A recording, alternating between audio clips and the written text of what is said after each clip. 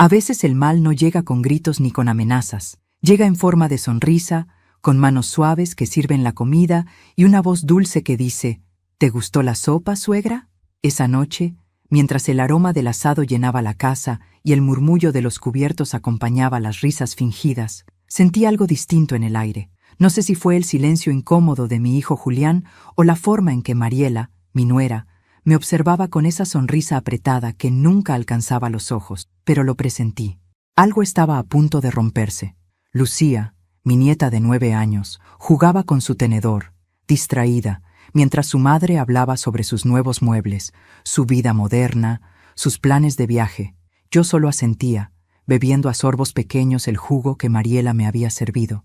De pronto, sentí la manita de Lucía apretar la mía bajo la mesa. Su piel temblaba. Se inclinó hacia mi oído y con una voz tan baja que apenas fue un soplo me dijo: «Abuela, no bebas eso, por favor».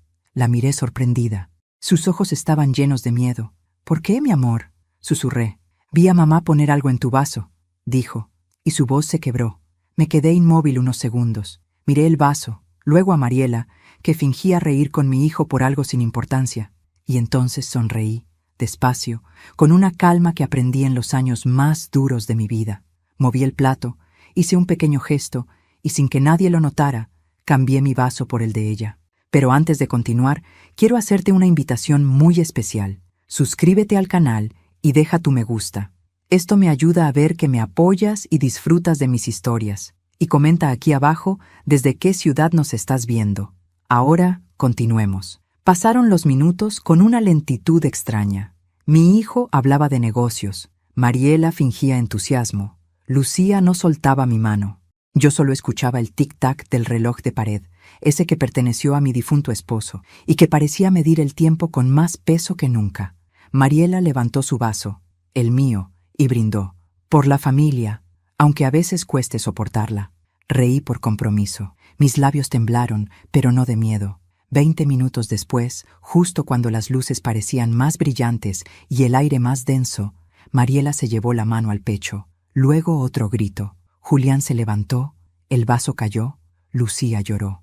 Todo ocurrió en segundos. Los platos se rompieron, las sillas se movieron con violencia. Mi hijo gritaba su nombre, sacudiéndola, mientras yo observaba en silencio, con la mirada perdida en el mantel manchado de vino. Los paramédicos tardaron 10 minutos en llegar. Parecieron eternos. Nadie entendía qué había pasado. Nadie, excepto yo. Lucía se aferró a mí, llorando, con la cabeza escondida entre mis brazos. Le acaricié el cabello despacio, como si nada hubiera ocurrido, y le susurré al oído: «Tranquila, mi vida, todo estará bien». Ella levantó la mirada, buscando respuestas, pero solo encontró mi sonrisa.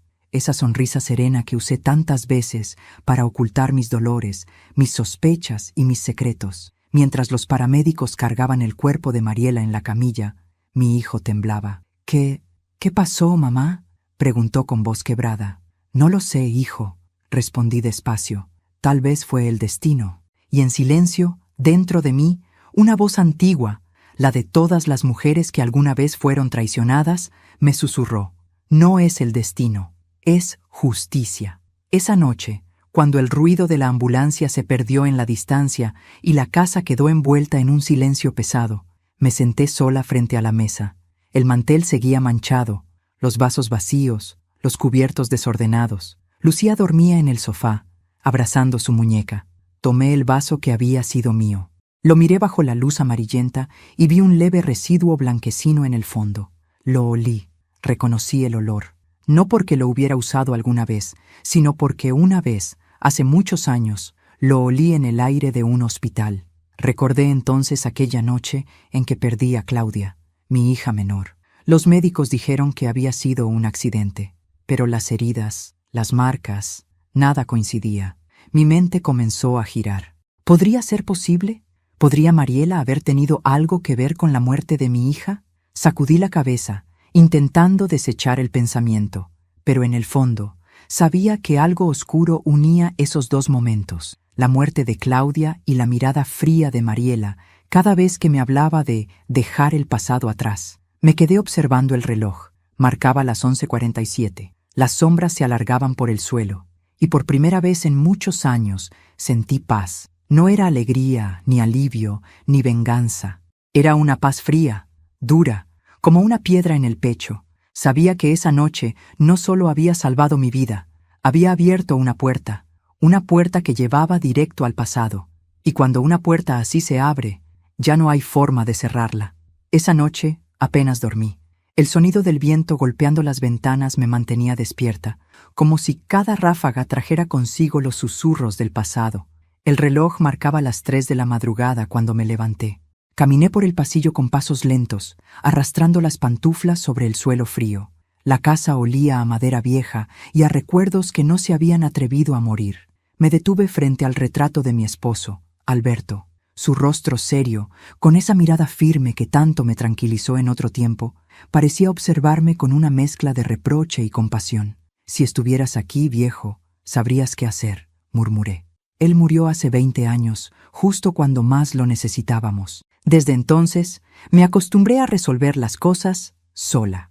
Aprendí que una mujer viuda no puede permitirse el lujo de ser débil, mucho menos cuando el mundo, y hasta los suyos, la miran con desdén. Apoyé la mano en la pared, sentí la textura rugosa del yeso y mi mente se llenó de imágenes. Mis hijos pequeños corriendo por ese mismo pasillo, Claudia con sus trenzas despeinadas, Julián riendo sin preocupaciones. Todo era tan distinto antes de que Mariela apareciera. Mariela, siempre elegante, siempre con un perfume caro y palabras dulces, solo cuando había testigos. La primera vez que la vi, sentí un escalofrío que no supe explicar. No era intuición, era instinto. Pero Julián estaba ciego de amor, y yo, por no perder a mi hijo, callé. Los años fueron tejiendo un muro invisible entre nosotros. Mariela decidió que mi presencia era un estorbo, que mis consejos eran anticuados, que mi casa, la misma donde crié a mis hijos y enterré mis lágrimas, era una carga sentimental. Así lo llamó una vez, cuando pensó que no la escuchaba. Esa casa vieja nos ata al pasado, Julián. Deberías venderla y dejar de cargar con tu madre. Esa frase me persiguió durante años. Sin embargo, lo que más dolía no eran las palabras, sino la transformación de mi hijo. Julián empezó a alejarse poco a poco, a tomar decisiones sin consultarme, a repetirme las mismas frases que ella le susurraba. A veces sentía que ya no hablaba con mi hijo, sino con una sombra que llevaba su voz. Claudia, en cambio, fue siempre mi reflejo, sensible, noble, apasionada por la música y los animales. Ella era el corazón de esta casa, pero su vida se apagó demasiado pronto. Los médicos hablaron de un accidente en carretera, pero nada cuadraba. Aquel día conducía Mariela, y el vehículo terminó en el río. Frenos defectuosos, dijeron. Mariela salió apenas con un rasguño. Claudia, en cambio, no sobrevivió. Recuerdo su entierro como si fuera ayer. Julián ausente, Mariela llorando con lágrimas sin alma, y yo sosteniendo un ramo de flores marchitas porque no tenía fuerzas ni para comprar nuevas. Desde entonces, algo se quebró dentro de mí. Me volví silenciosa, observadora. Guardé mis sospechas, como se guarda un cuchillo envuelto en tela, esperando el momento preciso. Cuando los paramédicos se fueron esa noche, dejándome sola con el eco del desastre, supe que había llegado ese momento, no por venganza, sino por verdad. Esa madrugada busqué en el armario viejo del cuarto de servicio. Allí, en una caja envuelta en papel amarillo, guardaba todo lo que quedaba de mi hija, su cuaderno de notas, una cadena de plata y una carta que nunca quise abrir. Estaba dirigida a mí. La había dejado sobre mi cama el día antes de morir. Mis manos temblaban mientras rompía el sobre. La letra era inconfundible, redonda, apretada, con trazos que parecían sonrisas. Mamá, si algo me pasa, quiero que sepas que te amo. No te preocupes por mí, pero no confíes en todos. A veces las personas más cercanas esconden la mirada del lobo. Cuida a Julián. Él no ve lo que tiene frente a sus ojos. Sentí un nudo en la garganta. La letra se volvió borrosa bajo mis lágrimas. Me senté en la cama, apretando el papel contra el pecho. No podía ser casualidad. No después de lo que Lucía me había dicho esa noche. No después de lo que vi en el vaso. Tomé el teléfono y marqué el número de Julián, pero colgué antes de que sonara. No estaba lista para escuchar su voz, ni para decirle lo que sospechaba. No todavía. El amanecer llegó con un silencio denso, Los rayos de sol entraban por las cortinas, iluminando el desorden en la mesa del comedor. Había vasos volcados, servilletas manchadas, platos rotos. El lugar parecía una escena congelada de la vergüenza familiar. Lucía se despertó temprano, bajó las escaleras en silencio y me abrazó por detrás. «¿Mamá va a estar bien?», preguntó con un hilo de voz. «Los doctores harán lo posible, mi amor», dije, acariciándole el cabello. No podía decirle la verdad. No a una niña que apenas empezaba a entender el mundo. La llevé al colegio, aunque mi corazón se resistía a dejarla sola. Mariela seguía en el hospital bajo observación y Julián no respondía a mis mensajes. La ciudad amanecía fría, envuelta en neblina. Todo parecía suspendido en una calma tensa, como si la vida contuviera el aliento antes de un estallido. De regreso a casa, me detuve en la esquina donde siempre compraba flores frescas. La florista, una mujer de mi edad llamada Estela, me miró con compasión. «Hace mucho que no te veía, Teresa. ¿Todo bien?», asentí, aunque mis ojos dijeron otra cosa. Compré un ramo de lirios blancos, no para Mariela, sino para Claudia. Era su aniversario de muerte. En el cementerio, el aire olía a tierra húmeda. Dejé las flores sobre la lápida y susurré: «Hija, algo está pasando. Si puedes oírme, dame fuerza para ver lo que debo ver». Sentí entonces una ráfaga de viento, leve pero clara, que movió los pétalos. Y en mi pecho, esa paz fría que había sentido la noche anterior volvió, pero esta vez acompañada de una certeza. El pasado aún no había terminado conmigo. Esa noche, antes de dormir, anoté en un cuaderno lo que Lucía me había dicho, la reacción de Mariela y cada detalle de la cena. No quería confiar solo en mi memoria. Sabía que lo que había empezado no era un accidente. Era el inicio de una verdad escondida, una que llevaba demasiado tiempo enterrada entre los escombros del silencio. Me miré al espejo. El reflejo que vi no era el de una anciana asustada, sino el de una mujer que había sobrevivido demasiado para temerle a la verdad. «No volverás a ganar, Mariela», susurré al reflejo. «No esta vez». Apagué la luz. El reloj marcó las 12, y el pasado, como un viejo fantasma, se sentó a mi lado, dispuesto a no irse hasta que todo saliera a la luz. El sonido del teléfono me despertó a las 6 de la mañana. Era Julián. Su voz se oía cansada, como si no hubiera dormido. «Mamá», dijo con un hilo de voz, «Mariela sigue en el hospital. Los médicos dicen que fue una reacción alérgica, pero no saben a qué». «Qué extraño», respondí fingiendo sorpresa. «Ella siempre ha sido tan cuidadosa con lo que come». «Sí, eso dijeron también los doctores. Pero mamá, te llamaré más tarde. Estoy agotado», colgó sin esperar respuesta. Su tono no tenía rastro de afecto, solo de confusión. No era el hijo que recordaba. Era un hombre atrapado en una red que él mismo no comprendía. Me quedé mirando el teléfono por unos segundos. Luego lo dejé sobre la mesa y me serví un café. El amanecer pintaba la cocina de tonos dorados, pero el aire seguía pesado, como si la casa aún conservara el eco de los gritos de aquella noche. Mientras revolvía el azúcar, recordé algo que había olvidado durante años: el testamento de Alberto. Mi esposo había sido previsor. Años antes de morir, redactó un documento en el que dejaba la casa y una pequeña parcela a nuestros hijos, pero con una condición: yo conservaría el derecho total de uso y decisión mientras viviera. Era su manera de protegerme, de asegurarse de que nadie me echara de mi propio hogar. Mariela lo supo al poco tiempo de casarse con Julián. Recuerdo perfectamente aquel día. Estábamos en el patio, ella regando las plantas con sus uñas recién pintadas, y me dijo con ese tono disfrazado de ternura: «Doña Teresa, usted debería considerar vender esta casa. Es vieja, necesita arreglos, y Julián y yo podríamos buscarle un lugar más cómodo, tal vez cerca del centro, donde haya más movimiento». Yo la miré en silencio y respondí: «Esta casa tiene raíces más profundas que tus planes, hija. No se vende». Su sonrisa se tensó y sus ojos, por un segundo, dejaron ver algo oscuro. «Las raíces también se cortan, suegra», dijo, antes de darse media vuelta. Aquel intercambio me persiguió por años, no por la amenaza, sino por la frialdad con que la pronunció. Desde entonces, supe que tarde o temprano lo intentaría. Esa mañana, después de colgar con Julián, abrí el viejo armario donde guardaba los documentos de Alberto.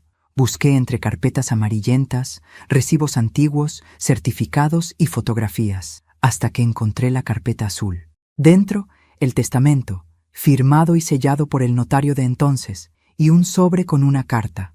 Era de Alberto. La había escrito poco antes de morir, aunque nunca me la mostró. Su letra, firme como su voz, llenaba la hoja con precisión. Teresa, si estás leyendo esto, significa que la vida siguió su curso sin mí. Confío en ti para proteger lo que construimos. No dejes que nadie te arrebate lo que te pertenece. El amor a veces se disfraza de interés, y el interés de amor. No olvides observar, incluso cuando te sonrían. Leí esas palabras una y otra vez. Cada una de ellas era una advertencia. Y ahora, todo tenía sentido. Mariela había querido que yo vendiera la casa no solo por ambición. Había algo más detrás, algo que todavía no lograba entender. Decidí llamar al abogado de la familia, el señor Ramiro Ledesma, un hombre mayor, con voz grave y pausada, que había sido amigo de mi esposo. «Doña Teresa, ¿cuánto tiempo?», dijo al atenderme. «¿Qué la trae por aquí? Necesito revisar el testamento de Alberto. Quiero asegurarme de que nada haya cambiado». «Por supuesto. Pase por mi oficina esta tarde». Cuando llegué, Ramiro me recibió con ese respeto discreto que siempre le agradecí. Extendió los documentos sobre su escritorio y revisó los sellos. «Todo está intacto», dijo. «Nadie ha modificado nada». Pero alzó la vista con un gesto serio. «Hace unos meses alguien solicitó una copia del testamento». «¿Quién?», pregunté. «Su hijo, Julián».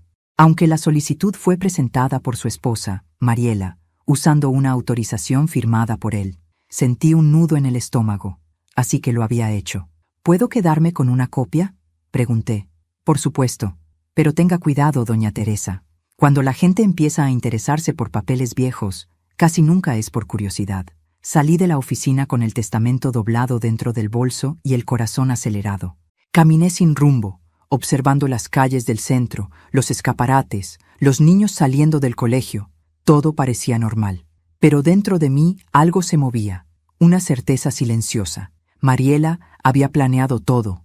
Esa noche, Julián vino a verme. Su rostro estaba cansado, los ojos rojos, las manos temblorosas. «Mamá», dijo apenas cruzar la puerta, «¿qué pasó en esa cena? Los doctores creen que alguien puso algo en el jugo». Lo miré fijamente. «¿Tú crees eso, hijo?».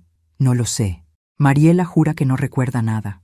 Dice que tal vez fue un error, que alguien cambió los vasos. Mi corazón dio un vuelco. «¿Y tú?», pregunté. «Yo solo quiero que esto termine. Estoy harto de las tensiones entre ustedes dos». Se pasó la mano por el rostro.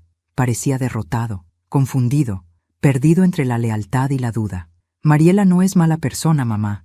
Es solo ambiciosa. Quiere estabilidad, una vida mejor». «¿A costa de quién, Julián?», susurré.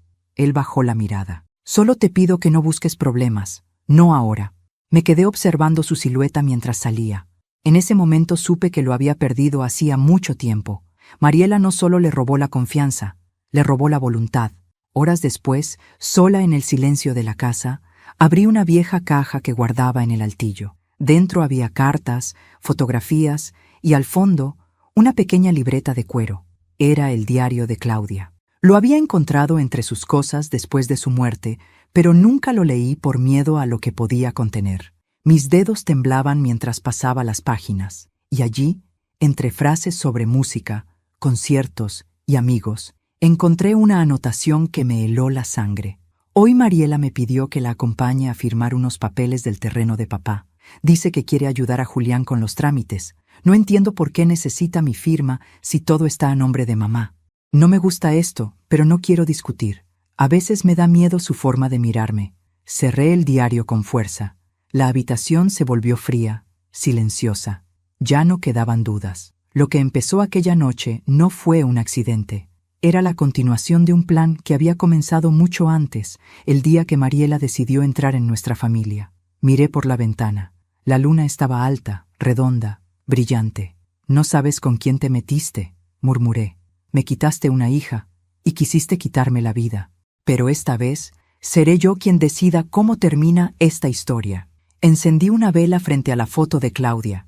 El fuego crepitó suavemente y en su reflejo, por primera vez, vi la fuerza de una madre que ya no teme a la oscuridad. 2 días después, la casa volvió a quedarse en silencio. Julián me llamó para decirme que Mariela seguía hospitalizada, estable pero débil. No me sorprendió. La vida tiene formas curiosas de equilibrar las balanzas. Sin embargo, lo que me preocupaba no era ella, sino Lucía. La niña no había querido ir al colegio desde aquella noche. Tenía pesadillas, lloraba al dormir y se negaba a hablar con su padre. Así que fui a buscarla. Cuando llegué al edificio donde vivían, la encontré sentada en el pasillo, abrazando su muñeca de trapo, su carita pálida, los ojos enrojecidos. «Abuela», dijo apenas verme, «no quiero quedarme aquí». Me arrodillé frente a ella, le acaricié el cabello. «Entonces vente conmigo, mi vida. Nadie te obligará a nada». Julián no protestó. Parecía ausente, como si el mundo se le hubiera desmoronado encima. Me dio permiso sin siquiera mirarme. Así que esa misma tarde, Lucía volvió conmigo a la vieja casa, la casa donde había aprendido a caminar. El primer día fue tranquilo. Jugamos juntas, le preparé su sopa favorita y por primera vez en mucho tiempo se durmió sin llorar. Pero al amanecer del segundo día, la encontré sentada en el borde de la cama, mirando fijamente la pared. «¿Qué pasa, mi amor?», le pregunté. «Soñé con mamá», dijo sin apartar la vista. «Soñé que hablaba por teléfono con una señora. Le decía, todo saldrá bien, pero hay que apurarse. Esa vieja no puede seguir viviendo tanto». Su voz temblaba, pero no era un sueño lo que contaba. Lo sabía. Me senté a su lado y la abracé fuerte. «Lucía, ¿cuándo oíste eso?» «El día antes de la cena», susurró. «Estaba en la escalera. Mamá no me vio. Sentí que el aire me faltaba». Cada palabra de esa niña era una pieza más del rompecabezas que llevaba años construyéndose a mis espaldas. Lucía escondió la cabeza en mi pecho. «¿Tú vas a morir, abuela?» «No, mi cielo», dije, conteniendo las lágrimas. «No mientras tú me necesites». Pasaron las horas y la niña comenzó a distraerse con los viejos juguetes de su madre. Yo la observaba desde la ventana, mientras la tarde se teñía de un naranja triste. En el fondo, algo dentro de mí ya había decidido. No volvería a ser una víctima. Esa noche, mientras Lucía dormía, revisé cada rincón de la casa. Tenía que estar segura de que nadie más había entrado. Y entonces, en el armario del cuarto de Claudia, encontré una caja metálica con las iniciales de mi hija. Dentro había un sobre sellado y una pequeña memoria USB. El sobre contenía solo una nota. «Si algo me pasa, busca aquí la verdad». Encendí mi viejo computador y conecté la memoria. El corazón me latía con fuerza. En la pantalla apareció una carpeta con videos y documentos. Entre ellos, un audio con fecha del año en que Claudia murió. Presioné play. La voz de mi hija sonó temblorosa. «No sé si estoy haciendo lo correcto. Mariela dice que Julián necesita que yo firme estos papeles del terreno, pero cuando le pregunté por qué estaban a nombre de ella, se puso nerviosa. Mamá, si alguna vez escuchas esto, cuida a Lucía. Hay algo raro. Siento que me están usando». El sonido terminó con un golpe seco, como si el grabador hubiera caído. Mis manos temblaban. Cerré los ojos y dejé que las lágrimas corrieran. Era la confirmación de todo lo que temía. Mariela no solo había manipulado a mi hijo, había destruido a mi hija para quedarse con lo que no era suyo. Al día siguiente, Julián me llamó otra vez. «Mamá, los doctores dicen que Mariela podría volver a casa en unos días. Me alegra oírlo». Mentí. «Seguro será bueno tenerla cerca». «Sí». Su voz se quebró. «Pero necesito pedirte algo. Dime, Mariela quiere hablar contigo. Dice que necesita aclarar algunas cosas». La idea de verla me revolvía el estómago, pero accedí. Acepté por una sola razón. Quería verla mentir en persona. Quería observarla, medir su miedo y asegurarme de que comprendiera que ya no tenía el control. Colgué el teléfono y respiré hondo. Lucía, que había estado escuchando desde la escalera, bajó despacio. «¿Va a venir mamá?», preguntó. «Sí, pero no temas. Nadie va a hacerte daño mientras estés conmigo». La niña me abrazó fuerte, y en ese gesto frágil sentí una fuerza nueva. No era solo una abuela, era la guardiana de lo poco que quedaba de mi familia. Esa tarde la llevé al parque. Quería que olvidara, aunque fuera por un momento, el miedo. El cielo estaba despejado, y las hojas caían lentas sobre el césped. «Abuela, ¿tú crees que las personas malas cambian?», preguntó de repente. «A veces, cuando la vida les enseña una lección, sí, pero otras solo aprenden cuando sienten el mismo dolor que causaron». Ella me miró seria, como si entendiera más de lo que debía. «Entonces, mamá necesita una lección, ¿verdad?». No supe qué responder, solo le acaricié la mejilla. Mientras la veía correr entre los árboles, comprendí que todo lo que estaba haciendo no era por odio, sino por amor. Amor a mi hija, a mi nieta y a la memoria de un hogar que nadie tenía derecho a profanar. Esa noche, mientras Lucía dormía, escribí una carta dirigida al abogado Ramiro. Le dejé instrucciones precisas. Si algo me pasaba, debía entregar la memoria USB a las autoridades. No iba a dejar cabos sueltos. Luego, me quedé en la sala, observando las fotografías familiares. Claudia sonreía desde un marco antiguo, y detrás de su sonrisa yo podía leer su advertencia. Mamá, abre los ojos. Y los abrí. Abrí los ojos y entendí que la vida me estaba ofreciendo una última oportunidad para hacer justicia. Ya no era tiempo de lágrimas, era tiempo de actuar. Encendí una vela. El reflejo del fuego danzaba en el cristal del retrato de Claudia. Hija, te prometo que todo saldrá a la luz, susurré. Nadie más tocará lo que es nuestro. Apagué la vela con los dedos. El humo subió despacio, como un alma liberada. Y en ese instante supe que el silencio había terminado. Mariela estaba viva. Y pronto sabría que yo también. El día en que Mariela regresó del hospital, el cielo estaba gris, como si la propia tarde presintiera la tensión que iba a desatarse. Julián la acompañaba, llevando una maleta pequeña y esa mirada vacía de quien ya no sabe en qué creer. La puerta se abrió despacio y el eco de sus pasos resonó en el pasillo. Mariela vestía de blanco, con el cabello recogido y gafas oscuras, aunque no había sol. Se detuvo frente a mí, fingiendo una sonrisa. «Buenas tardes, suegra». «Buenas tardes, Mariela», respondí con calma.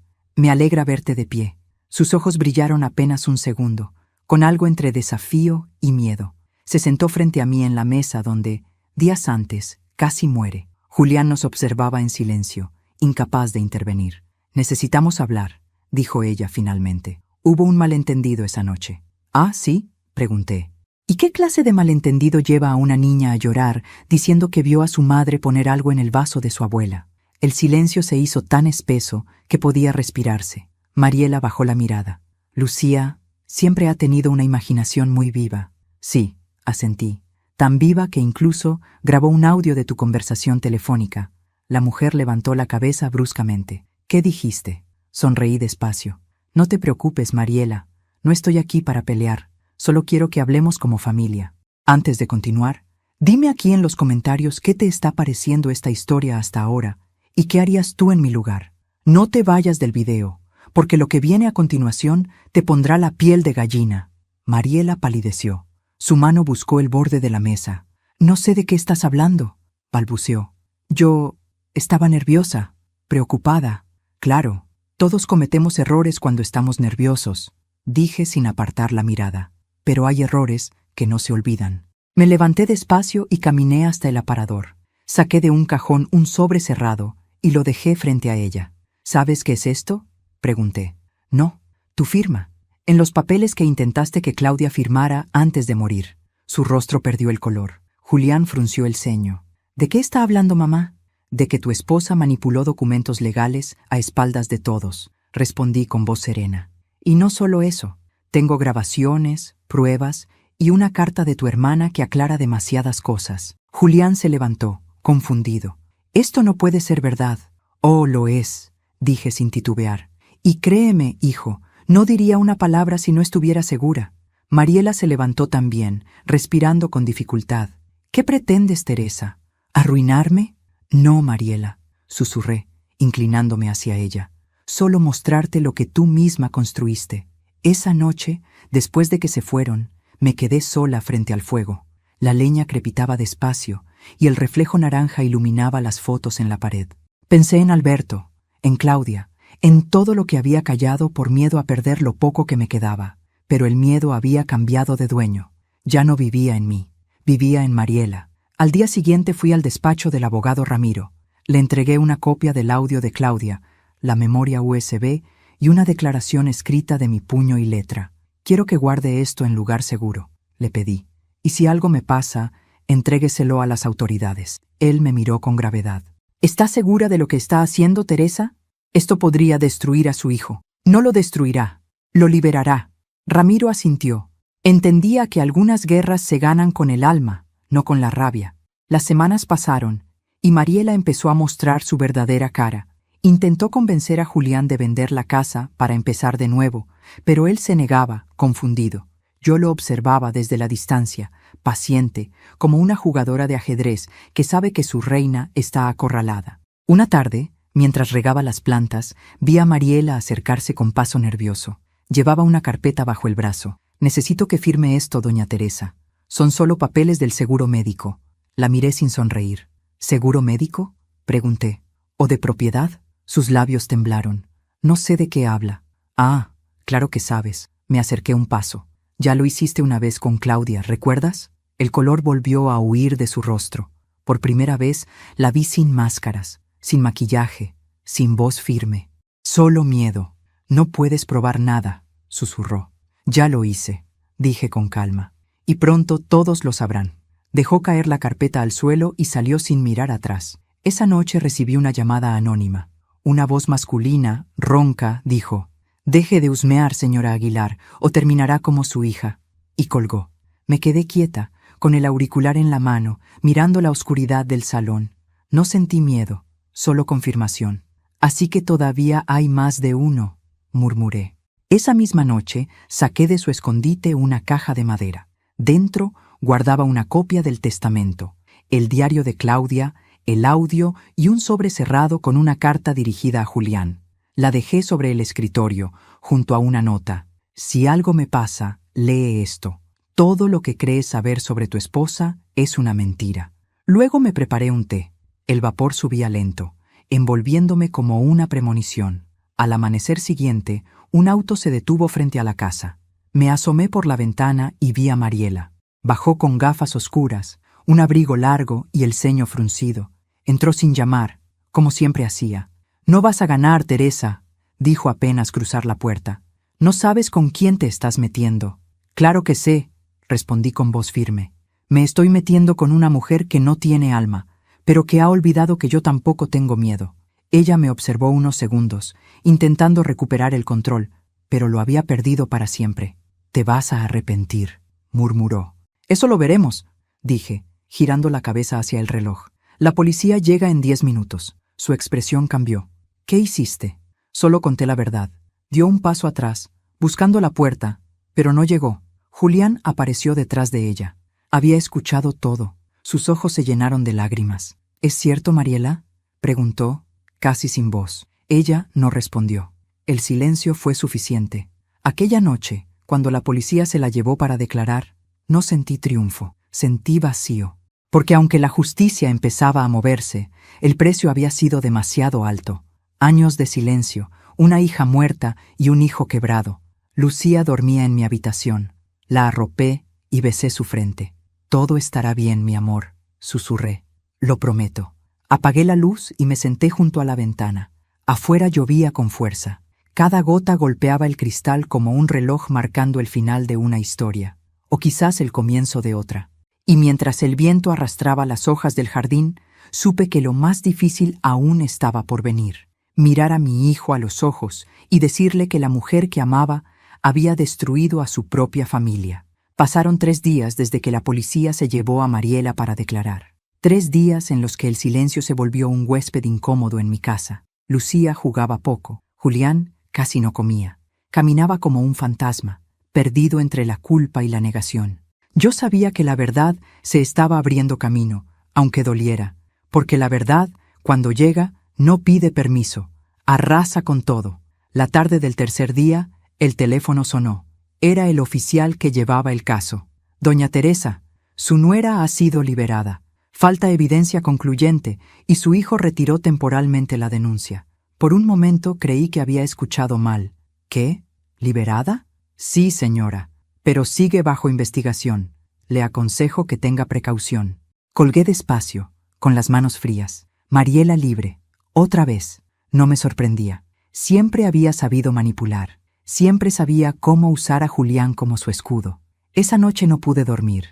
Escuchaba los pasos de mi hijo por el pasillo, su respiración entrecortada, los suspiros que intentaban contener el derrumbe. Al amanecer, bajó las escaleras con el rostro descompuesto. «Mamá, Tengo que decirte algo, dijo con voz ronca. Mariela quiere verte. Dice que quiere disculparse. Lo miré fijamente. ¿Disculparse o asegurarse de que me quede callada? Por favor, mamá, suplicó. Solo escúchala. Accedí. No por compasión, sino por estrategia. Quería mirarla a los ojos una última vez. La cita fue en la cafetería del hospital, donde trabajaba una antigua amiga mía. Un lugar discreto, casi vacío a media tarde. Mariela llegó puntual, sin maquillaje, con el cabello suelto y el rostro más envejecido que nunca. Se sentó frente a mí, sin atreverse a sostenerme la mirada. Gracias por venir, dijo, bajando la voz. No vine por ti, respondí. Vine por Julián y por Lucía. Asintió despacio, jugando con la servilleta entre los dedos. Sé que piensas lo peor de mí, Teresa. Y tienes razones. Alzó la vista, y por primera vez vi algo real en su mirada. No miedo, culpa. Cometí errores, susurró. Pero no maté a tu hija. Entonces dime quién lo hizo. El silencio cayó como un golpe. Mariela apretó los labios temblando. Fue un accidente, pero no como tú crees. Su voz era apenas un hilo. Claudia descubrió que Julián y yo habíamos falsificado unos documentos del terreno de tu esposo. Solo queríamos adelantar una venta, conseguir dinero para invertir. Ella amenazó con contártelo. Yo le pedí que se calmara, que hablara conmigo en el auto. Pero cuando empezamos a discutir, ella tomó el volante. No fue mi culpa, Teresa. Te juro que no lo fue. La escuchaba sin pestañear. Cada palabra era un puñal lento, torcido.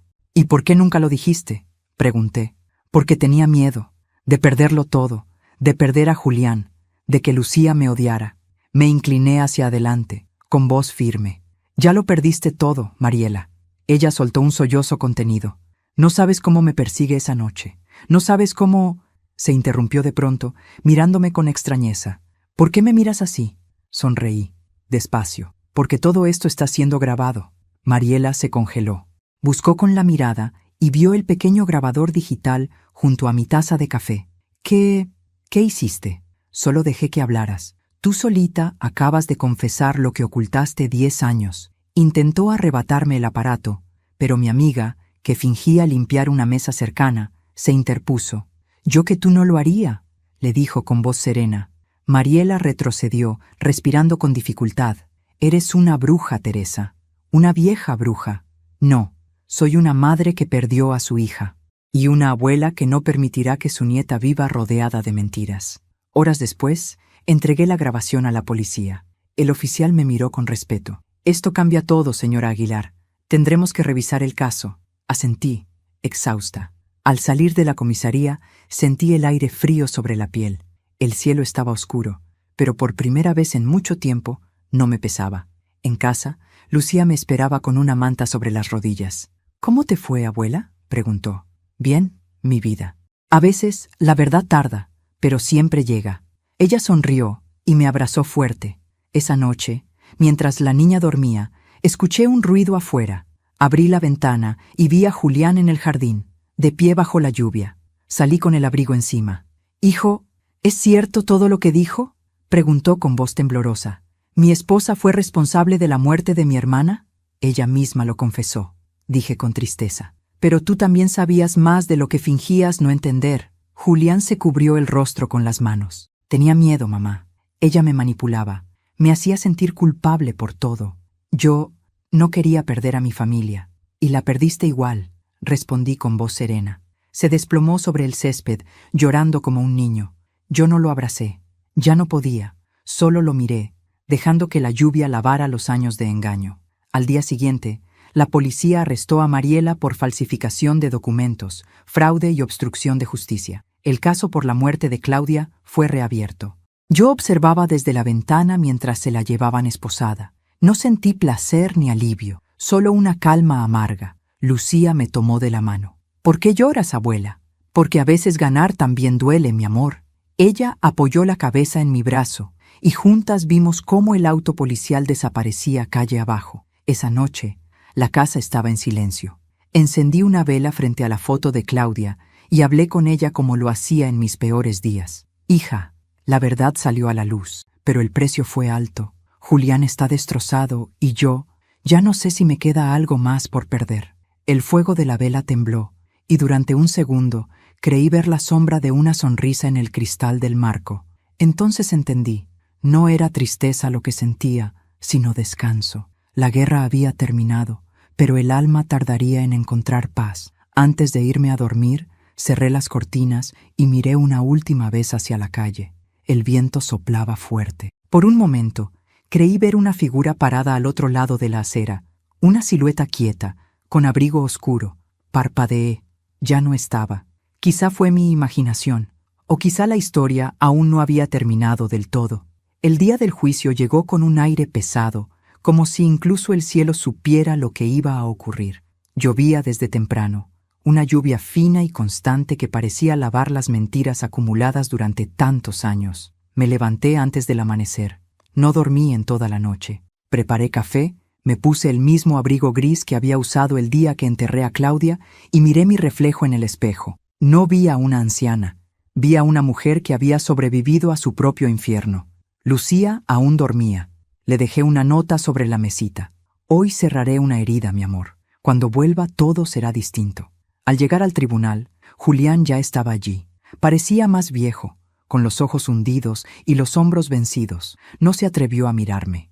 Del otro lado del pasillo, Mariela aguardaba custodiada por 2 agentes. Aún mantenía ese porte altivo, pero su elegancia ya no tenía brillo. Era solo un disfraz roto. La sala estaba llena. Vecinos, periodistas, curiosos. El rumor del público era un zumbido constante.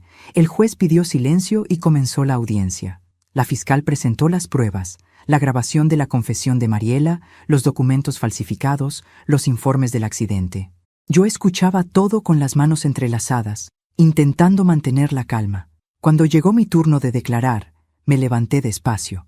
Cada paso que di hasta el estrado me pesó como si caminara sobre los años perdidos. El juez me pidió que dijera mi nombre. Teresa Aguilar, 71 años. Puede hablar, señora Aguilar. Respiré hondo. Su señoría, durante años callé por amor, por miedo, por proteger a mi hijo, pero el silencio no borra el mal, solo lo alimenta.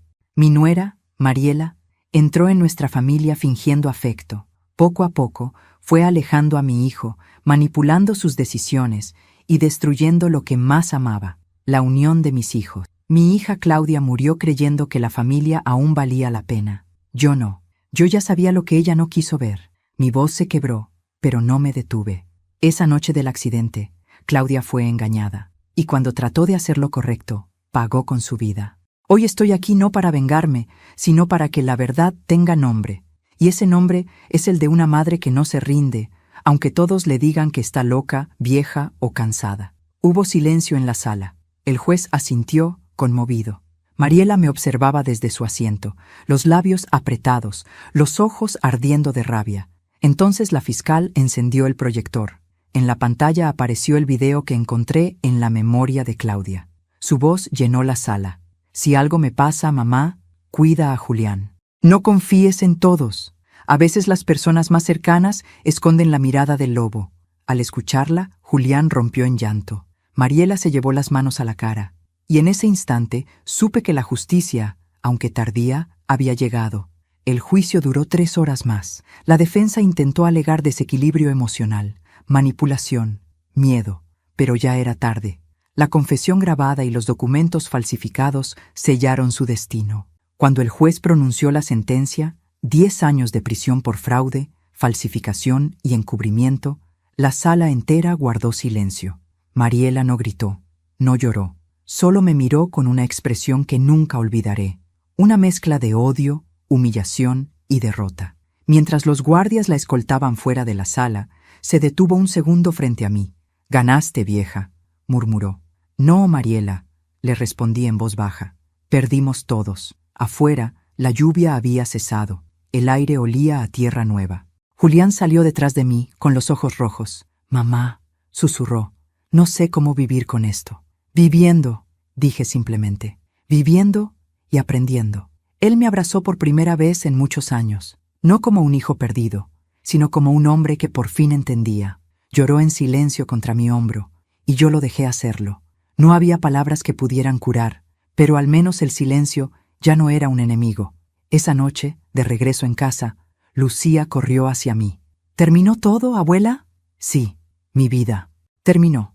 La tomé en brazos y giré con ella entre risas y lágrimas. ¿Y ahora qué va a pasar?, preguntó.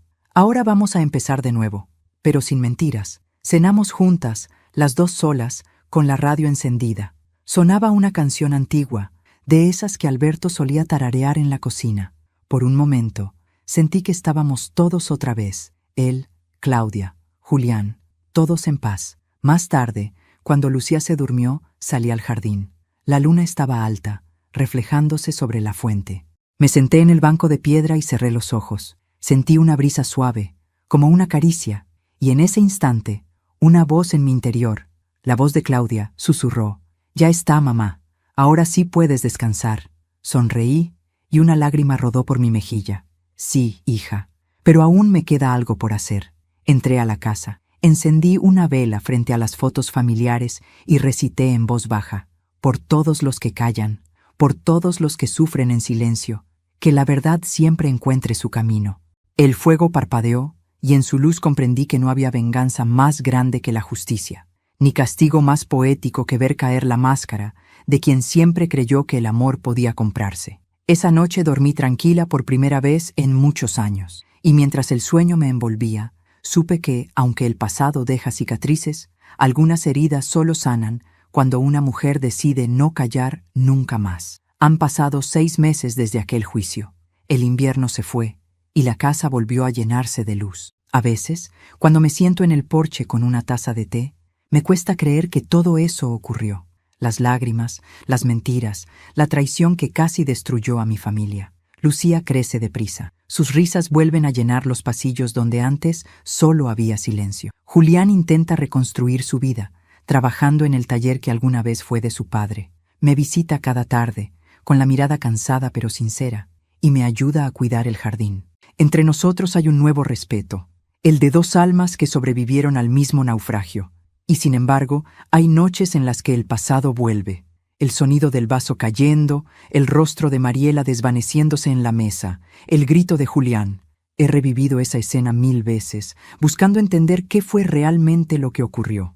Porque sí, Mariela fue castigada por sus crímenes, pero aún quedaba un detalle que nadie conocía. Solo yo lo sabía.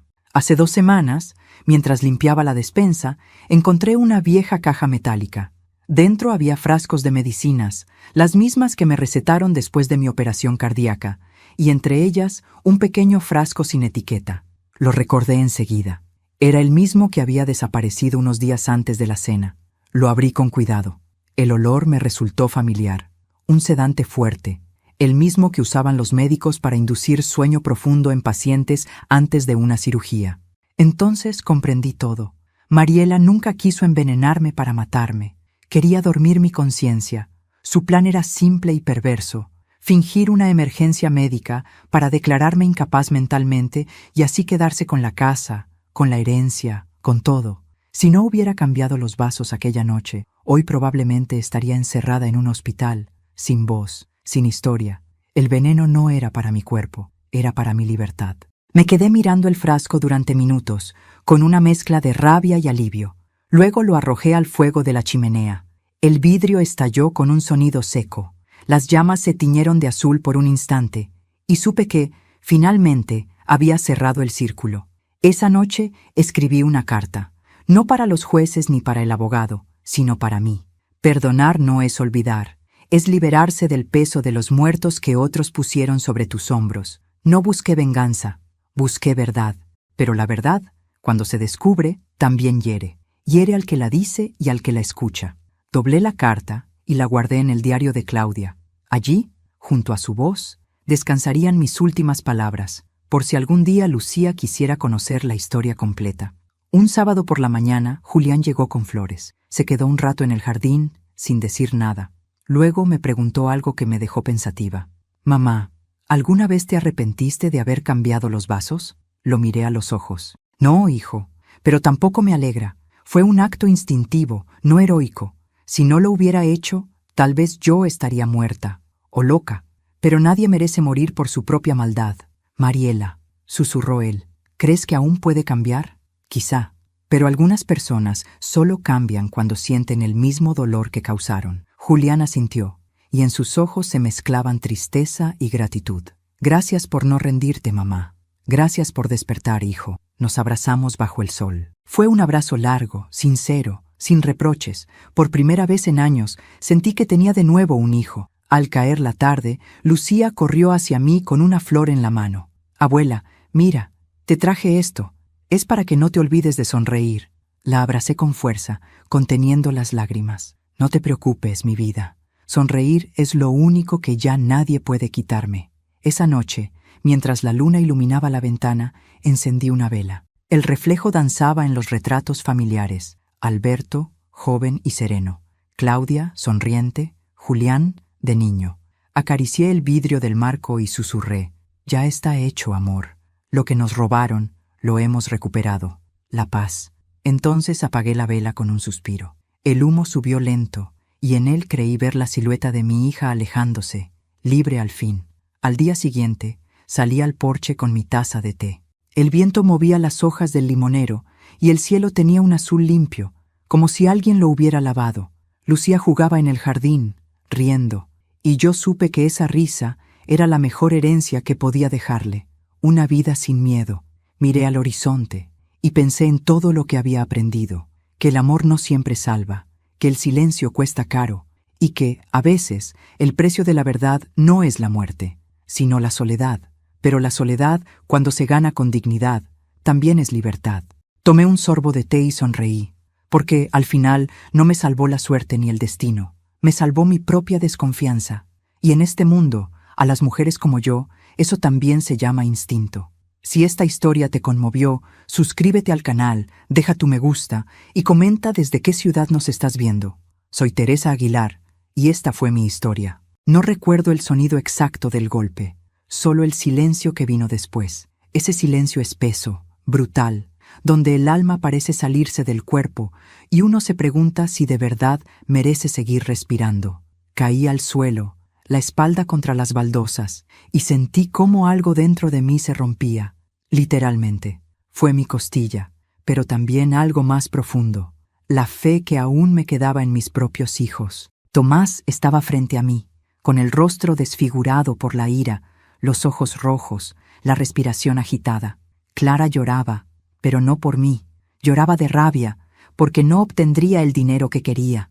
«¡Vieja testaruda!», gritó ella.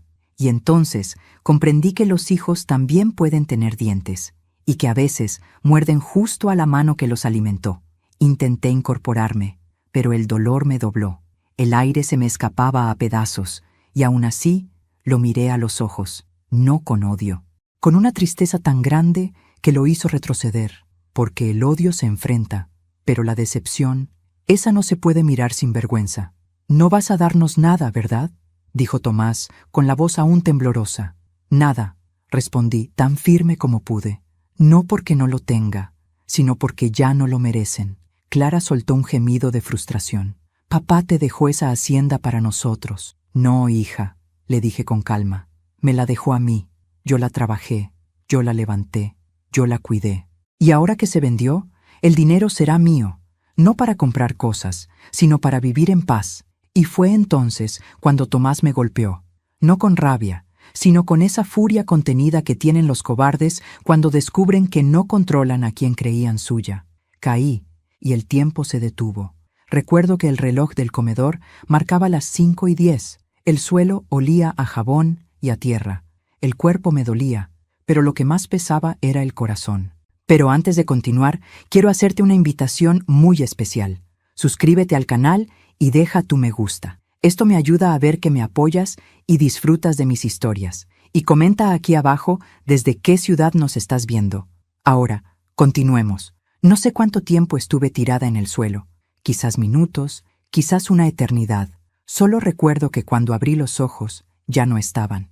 Se habían ido, dejándome tirada entre los restos de mi propia dignidad. Me arrastré hasta la silla. Cada movimiento era un puñal. El aire me ardía en los pulmones. Aún así, lo primero que hice fue cerrar la puerta con llave. No quería vecinos curiosos, ni ambulancias, ni policías. Quería silencio. El silencio, aunque duele, Es el único lugar donde una mujer puede oírse a sí misma. Encendí una vela. No sé por qué. Quizás porque necesitaba una prueba de que la luz aún existía. Y mientras la flama titilaba, pensé en mi esposo, en la hacienda, en los días en que mis hijos corrían por los campos riendo. Los recordé pequeños, llenos de vida y de promesas, y no pude evitar preguntarme en qué momento los perdí. Quizás fue cuando empecé a darles todo sin pedir nada, cuando confundí amor con permiso, cuando callé por no discutir, cuando los dejé creer que el respeto era opcional.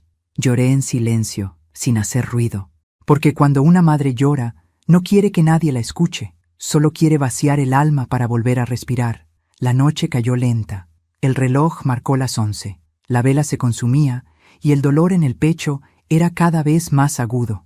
Cada respiración era una batalla. Pero no fui al hospital.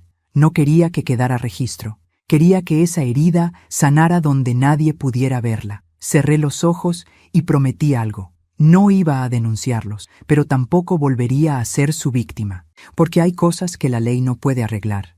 El respeto, la vergüenza, la culpa. Esas solo se cobran de una forma, con tiempo y silencio. Y yo tenía mucho de ambos. Esa noche dormí en la silla. El amanecer entró por la ventana como una bofetada suave. La casa estaba en orden, como si nada hubiera pasado. Pero dentro de mí, todo había cambiado. Me preparé café y lo bebí despacio, mirando el campo vacío a través del vidrio. El mismo campo donde alguna vez los vi reír, ahora era solo tierra y viento. Y entonces lo supe. La hacienda ya no era mía, ni física ni emocionalmente. Era el símbolo de un ciclo que debía cerrar. El dinero de la venta estaba seguro, pero mi fe en ellos, no. Y ese día, mientras me tocaba el costado y sentía el dolor pulsar, me prometí algo. Si mis hijos solo me querían por dinero, entonces aprenderían cuánto cuesta perder a una madre. Y cuando lo hicieran, no habría ni riqueza ni lágrimas que pudieran comprar su perdón. El cuerpo sana con tiempo, pero el alma, esa tarda más. La costilla rota dolía cada vez que respiraba, pero el silencio dolía más. No hubo llamadas, no hubo disculpas, ni siquiera un mensaje fingido de preocupación. Nada. Era como si, al caer al suelo aquella tarde, también hubiese desaparecido de la vida de mis propios hijos. Durante días caminé despacio por la casa, sin propósito. La ropa seguía colgada, las fotos seguían en su lugar, pero todo se sentía hueco. Era como si la casa respirara mi ausencia, aunque yo aún estuviera dentro. A veces me hablaba sola, solo para escuchar una voz que me respondiera, aunque fuera la mía. El silencio absoluto es más cruel que los gritos. Encendía la radio, pero no para oír música, sino para no escuchar mis pensamientos. Porque cada vez que recordaba sus rostros, sentía el peso de una pregunta que me atravesaba como una aguja. ¿En qué momento dejé de ser su madre para convertirme en un estorbo? Cuando eran niños, Tomás y Clara me seguían a todas partes. Yo trabajaba la tierra con sus manitas pequeñas sobre las mías. Clara reía al ver las gallinas correr. Tomás soñaba con tener su propio caballo. En aquel tiempo éramos pobres, sí, pero había amor. Y el amor, cuando es puro, basta para llenar una casa entera. Mi esposo, Julio, solía decirme: nuestros hijos no necesitan heredar riqueza, sino respeto. Pero con los años, el respeto fue lo primero que se perdió. Recuerdo el día en que todo comenzó a torcerse. Julio había muerto hacía apenas un año. Yo estaba aprendiendo a vivir con su ausencia cuando llegó el primer reclamo.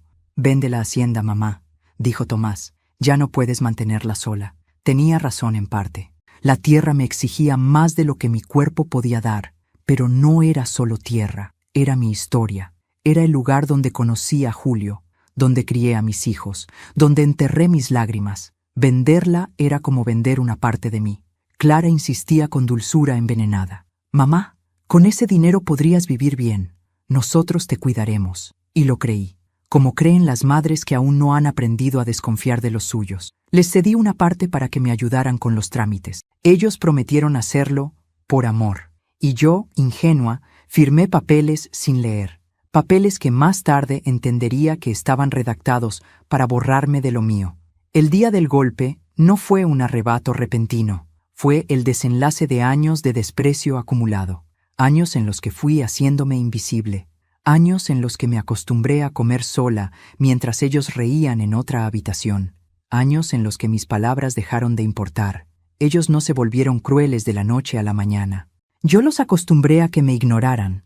Yo fui quien les enseñó que podían faltarme el respeto sin consecuencias. Y ese es el mayor pecado de una madre: confundir paciencia con debilidad. Los días siguientes a la agresión fueron un purgatorio silencioso. Aprendí a moverme sin girar el torso, a dormir sentada, a cocinar con una mano en el costado. Cada movimiento era un recordatorio. Me habían roto algo que no se cura con yeso. Pero no todo fue oscuridad. Hubo algo dentro de mí que despertó con ese dolor, algo que había dormido durante años: la dignidad. Una mañana me miré en el espejo. Tenía ojeras, el rostro demacrado, el cabello despeinado, pero mis ojos brillaban con una fuerza nueva. Ya no había miedo, había fuego, y en ese fuego encontré un pensamiento que me dio calma. Si ellos me convirtieron en nadie, aprenderán quién soy cuando me pierdan. Fui al pueblo. Con el dinero de la venta guardado en un sobre, visité al notario que había trabajado con Julio durante años, don Ernesto, un hombre de voz grave y manos temblorosas. Le pedí una copia de todos los documentos firmados. Él me miró, dudando. ¿Va a denunciar a sus hijos? No, le respondí. Quiero proteger lo que aún me pertenece. Pasé horas leyendo papeles. Entre líneas descubrí cláusulas, trampas, nombres alterados. Habían planeado todo con precisión. Pero no contaban con una cosa: que la mujer que ellos creían derrotada todavía sabía pensar. Guardé los documentos, los metí en una carpeta azul y los escondí detrás del retrato de mi boda. Cada paso que daba era lento, pero firme. No tenía prisa. El tiempo siempre está del lado de quien sabe esperar. Esa noche, mientras cenaba sola, miré las luces del pueblo desde la ventana y recordé a Julio. Lo imaginé sonriendo, con ese gesto sereno que siempre me calmaba. Y escuché su voz en mi memoria. El respeto, Beatriz, no se pide, se hace respetar. Cerré los ojos y le prometí: no voy a llorar más por quienes no lo merecen. Voy a hacer justicia, pero a mi manera. El amanecer siguiente me encontró caminando hacia el gallinero. El cuerpo aún dolía, pero cada paso era una declaración de guerra silenciosa. Los perros me siguieron hasta la entrada del corral, como si supieran que algo en mí había cambiado. Mientras les echaba maíz, miré el horizonte y lo supe. A partir de ese día, ya no iba a ser la madre invisible. Iba a ser la mujer que ellos subestimaron. Y cuando llegara el momento, cuando creyeran que por fin ganaron, les enseñaría, sin gritar, que hay golpes que no se dan con las manos, sino con la inteligencia. 3 días después del golpe, tocaron la puerta. No fue un toque tímido ni respetuoso. Fue ese tipo de golpe seco que da quien se cree con derecho a entrar sin pedir permiso. Me acerqué despacio, apoyándome en la pared. El dolor en el costado seguía ahí, pero ya no me dominaba. Abrí la puerta. Allí estaban: Tomás con una camisa planchada que apenas disimulaba su nerviosismo, Clara, vestida de blanco, fingiendo serenidad, con un ramo de flores que seguramente no había comprado ella. Ambos sonreían, pero sus ojos tenían hambre, no de comida, de poder. «Mamá», dijo Clara, estirando los brazos, «vinimos a verte». «¿A verme o a verificar si sigo viva?», respondí, sin perder la calma. Su sonrisa se quebró apenas un segundo. «Ay, mamá, no digas eso», intervino Tomás. «Estábamos preocupados». «Preocupados», pensé. Esa palabra en su boca sonaba tan vacía como una moneda oxidada. Los invité a pasar, no por amabilidad, sino porque quería observarlos más de cerca. A veces, para entender a los buitres, hay que dejar que vuelen sobre ti antes de darles el golpe. El ambiente se volvió espeso. Yo preparé café. Ellos hablaron de banalidades, del calor, del pueblo, de lo mucho que me echaban de menos, pero cada frase escondía un cálculo, una pregunta indirecta, una expectativa no dicha. «Mamá», dijo Tomás finalmente, «hemos estado pensando». «¿Sí?», le respondí sin mirarlo. «Quizás deberías considerar irte a vivir con nosotros. La casa está muy grande para ti sola». Clara asintió, fingiendo ternura. «Sí, mamá, contigo estarías mejor cuidada. No tienes por qué pasar tus últimos años aquí». «Tus últimos años». La frase cayó como una piedra. Sonreí. «¿Mis últimos años?», pregunté con suavidad. No sabía que me quedaban tan pocos. Clara apretó los labios. Tomás miró al suelo. Sabían que había notado su juego. Comieron en silencio, fingiendo cortesía. Yo, en cambio, observaba cada movimiento, cada mirada. Ellos ya no me veían como una madre, me veían como un obstáculo, y los obstáculos para ellos se eliminaban o se controlaban. Después de la comida, Clara se acercó al mueble del comedor. «¡Qué linda foto!», dijo, señalando el retrato de mi boda. «Sí», respondí, «fue el día más feliz de mi vida». «Papá se veía muy joven», comentó Tomás, mirando el marco con un tono extraño. «Debe dolerte estar sola, ¿no?». «No tanto como dolería estar acompañada de quien no me respeta». Hubo un silencio tan largo que hasta el reloj pareció detenerse. Ellos se miraron entre sí, y entonces lo supe. Venían a medirme, a ver si seguía débil, si aún podían manipularme. Y lo peor, creían que yo no lo notaría. Antes de irse, Clara me abrazó con un gesto mecánico. Su perfume me mareó. «Te queremos, mamá», me dijo.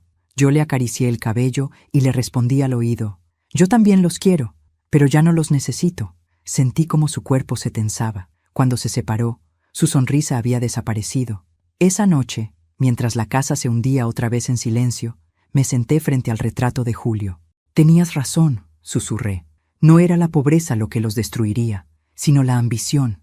Me quedé allí, horas, pensando en cómo el amor, cuando se da sin límites, se convierte en debilidad, y en cómo a veces la única manera de recuperar el respeto es dejar de ser buena. Busqué la carpeta azul y la abrí sobre la mesa. Pasé mis dedos por cada documento, cada nombre, cada firma. Entre las hojas había algo que no recordaba haber visto antes. Una llave, pequeña, de bronce, vieja, pero sólida. No tenía idea de qué abría, pero al verla supe que era importante. El destino tiene esa forma extraña de hablarle a una mujer, con señales que parecen insignificantes, hasta que se vuelven imposibles de ignorar. Los días siguientes fueron una calma tensa. Nadie llamó, nadie vino. Solo el sonido del viento y el ladrido de los perros acompañaban mis mañanas. Pero yo no estaba sola, no del todo. El recuerdo de Julio caminaba conmigo, y en ese recuerdo encontré dirección. Empecé a escribir cartas, documentos, cambios en el testamento que nadie esperaba. Fui al banco y moví parte del dinero sin decirle a nadie. Cada paso era una pieza colocada con cuidado en un tablero que mis hijos aún no sabían que existía. Ya no pensaba en el dolor, pensaba en la estrategia, y mientras lo hacía, comprendí que el amor y la venganza nacen del mismo lugar, de la herida más profunda. Una tarde, al abrir el viejo baúl donde guardaba los recuerdos de Julio, encontré un sobre con su letra. Decía: «Para Beatriz, cuando sienta que todo se ha perdido». Mis manos temblaron. No lo abrí todavía. No quería hacerlo desde la ira.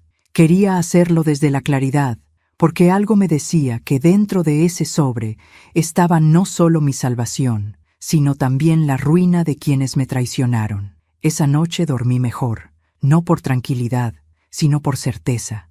Ya no era la víctima, era la autora del próximo acto. Y cuando llegue el día, me dije mirando las sombras sobre el techo, no necesitaré gritar, ni pelear, ni golpear. Solo tendré que hablar, y ellos mismos se destruirán con sus propias palabras. El sobre me observaba desde el fondo del baúl, como un ojo antiguo que había esperado años para abrirse. Tenía el nombre de mi esposo escrito con esa caligrafía firme que conocía de memoria. Para Beatriz, cuando sienta que todo se ha perdido. Y aunque aún no lo abría, ya sabía que dentro no habría palabras vacías. Julio nunca hablaba por hablar. Cada letra suya era una brújula. Me senté junto a la mesa, encendí una vela y esperé unos segundos antes de romper el sello. El silencio de la casa era tan denso que hasta el aire parecía contener la respiración. Abrí el sobre con cuidado, como quien abre una herida antigua. Dentro había dos cosas, una carta escrita a mano y una llave. La misma llave que había encontrado entre los documentos días atrás. No era coincidencia. Nada con Julio lo era. Respiré hondo y comencé a leer. Mi querida Beatriz, si estás leyendo esto, significa que la vida volvió a ser cruel, pero también sé que tú serás más fuerte que ella. Sé que te dolerá, que te sentirás sola y que nuestros hijos no serán lo que esperabas. Pero quiero que recuerdes algo. El respeto no se hereda, se enseña con el ejemplo. Y tú ya lo diste todo. Tuve que detenerme. Las lágrimas me nublaron la vista. La voz de Julio parecía salir del papel. Seguía allí, hablándome desde la eternidad con la calma de quien todo lo sabe. Seguí leyendo. Esa llave abre la caja de seguridad número 12, en el Banco Central de la capital. En ella hay documentos que no debes usar por miedo ni por venganza, sino por justicia. Todo lo que alguna vez construimos juntos está ahí. Si nuestros hijos te han fallado, no los castigues con ira, castígalos con verdad. La verdad, Beatriz, es el único golpe que no deja moretones, pero sí marca el alma. Cerré los ojos. Apreté la carta contra el pecho. Era como si me hubiera devuelto la fuerza que perdí el día que lo enterré. Al amanecer, me vestí sin pensarlo 2 veces. El aire estaba frío y el campo aún olía a tierra húmeda. Tomé el primer autobús hacia la capital con la carta guardada bajo el abrigo. El camino fue largo. Cada curva del camino me trajo recuerdos. Julio manejando su vieja camioneta, los niños riendo en el asiento trasero, yo cantando para que no se durmieran. Y de pronto me di cuenta de algo que me estremeció. Todos esos recuerdos eran míos. No podían quitármelos, ni con gritos, ni con golpes, ni con mentiras. Llegué al banco poco antes del mediodía. Las paredes blancas, los pisos brillantes, el eco de los pasos. Una empleada me llevó hasta una sala privada. El gerente, un hombre de cabello gris, me saludó con respeto al ver el documento que llevaba. Caja número 12, dijo. Su esposo dejó instrucciones muy precisas. Cuando la abrió, el aire antiguo me golpeó el rostro. Dentro había carpetas selladas, libretas y una nota corta. Lee despacio, luego actúa. Durante horas revisé papeles. Había escrituras, certificados, transferencias, testamentos antiguos y copias de contratos. Y en todos ellos, un detalle que me dejó helada. Todo lo que alguna vez estuvo a nombre de Julio había pasado a mi nombre.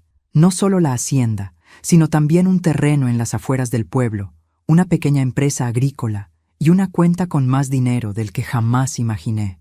Pero lo que me dejó sin aliento fue lo último, una hoja escrita a mano con la letra de Julio. Si alguna vez intentan humillarte o destruirte, usa lo que aquí te dejo no para vengarte, sino para mostrarles que una madre que calla no es débil.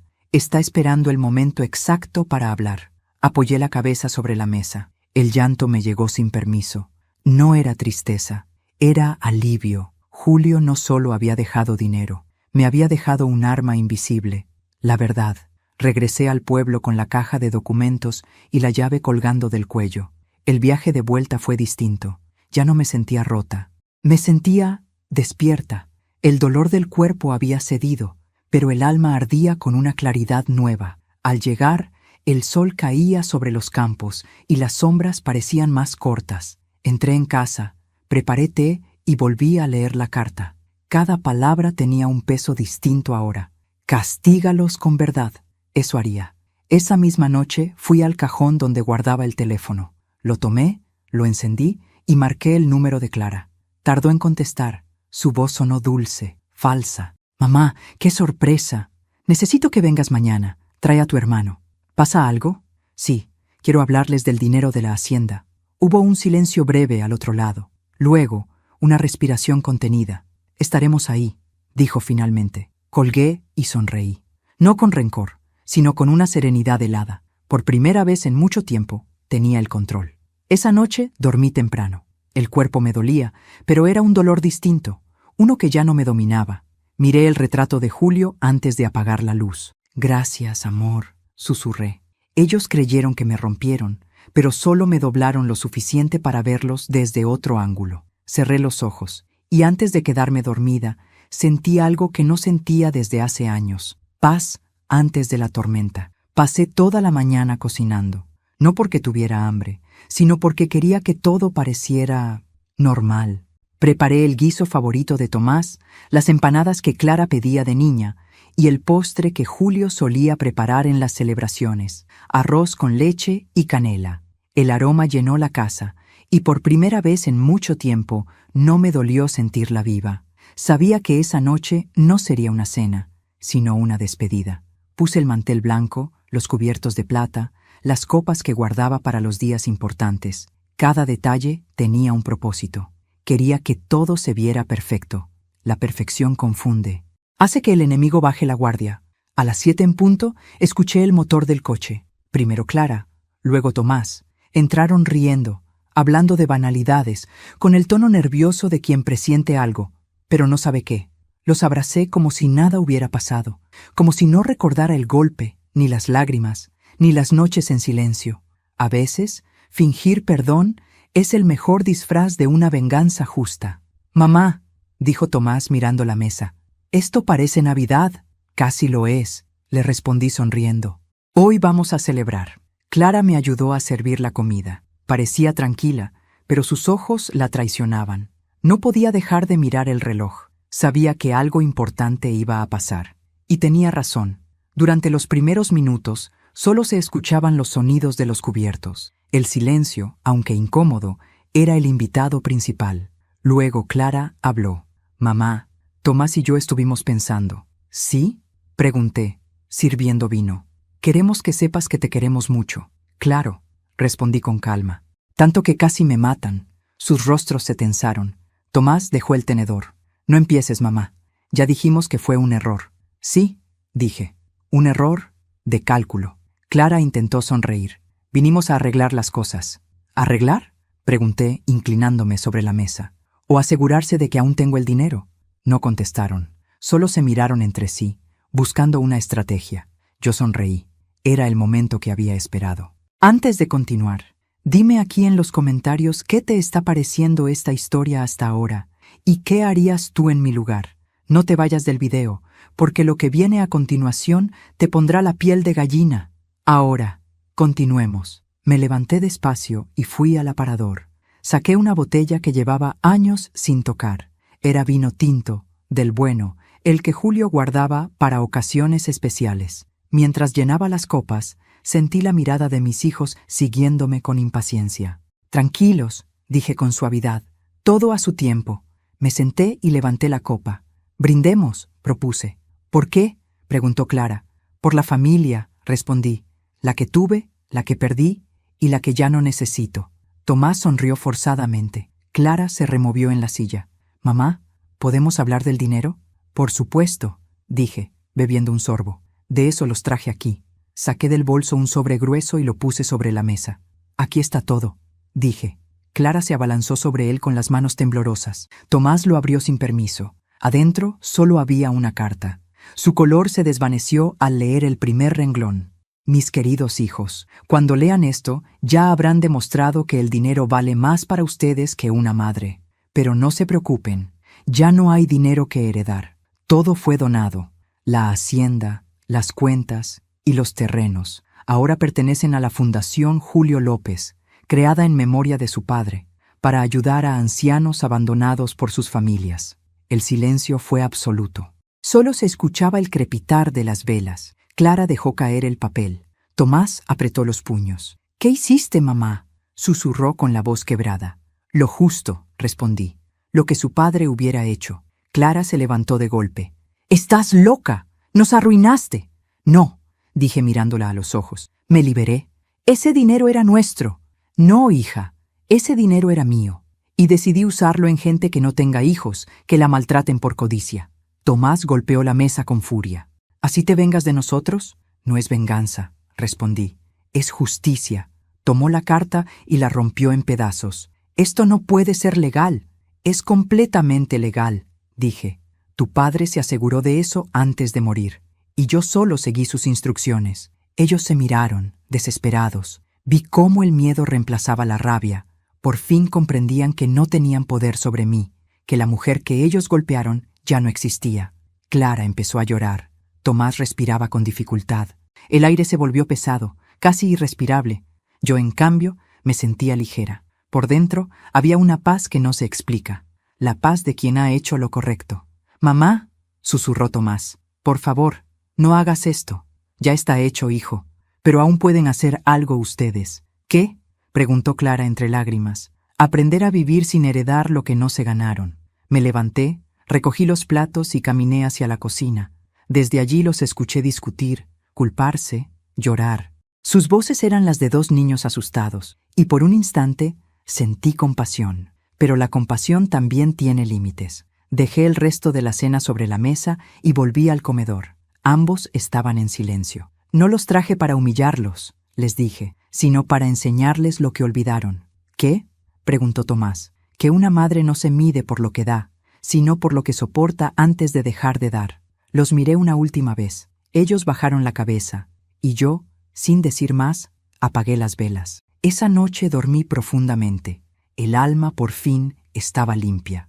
El miedo se había ido, y en su lugar quedaba solo una certeza, que a veces el perdón no se pronuncia. Se sirve frío, en una mesa perfectamente puesta, bajo la luz tranquila de una mujer que aprendió a no doblarse. Desperté antes del amanecer. El aire olía a tierra húmeda y a ceniza vieja. Por primera vez en muchos años, sentí que el silencio no me aplastaba, me protegía. Me serví café, abrí la ventana y observé cómo el sol se abría paso entre las montañas. Julio siempre decía que los amaneceres eran promesas, y ese día su promesa se estaba cumpliendo. No pasaron ni 2 horas antes de que volvieran.